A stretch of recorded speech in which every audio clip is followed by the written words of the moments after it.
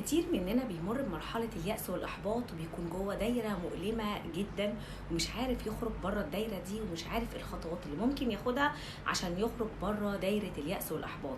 تعال أقولك على أهم خطوات لو عملتها هتخرج بقوة من الدايرة دي. أول حاجة لازم تتقبل المشاعر اللي انت حاسس بيها دلوقتي. إياك إنك تقاوم المشاعر أو ترفضها. كل ما قاومت المشاعر وكل ما رفضتها كل ما زادت أكتر. فلازم إن أنا أتقبل المشاعر دي موجودة فيا. رقم 2، ابدأ راجع نفسك وتذكر ان اللحظات اللي انت عايشها دلوقتي هي لحظات مؤقتة، يعني مش الحياة كلها هتفضل كده.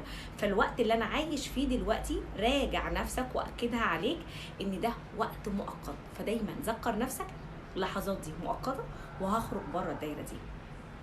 رقم 3، ابدأ شوف دايما السبب الرئيسي ورا المشاعر دي. لو انا حسيت بيأس واحباط وحزن وألم جوايا فدي مشاعر سببها افكار رئيسية. ابدأ اقعد مع نفسك واكتب كل الافكار السبب الرئيسي اللي عندك اللي موصلاك للمرحلة دي. رقم 4، ابدأ شوف دايما اللحظات اللي انت مريت بيها وعملت انجازات وحققت نجاحات. اللحظات دي لازم تكون قدام عينك طول الوقت، لان دي بتخليك دايما تحس ان انت قوي، تحس بثقتك بنفسك، تحس ان انت مريت بتحديات وعقبات في حياتك وقدرت ان انت تتخطى المرحله دي. فطول الوقت انا لو عملت اي انجازات لازم اكون كاتبها قدامي، لازم اشوف نجاحاتي ولو بسيطه، لو انا شايفها ولا حاجه اكتبها، هتفرق معاك جدا في اللحظات دي وهتحسك ان انت من جواك في قوه لازم تخرج.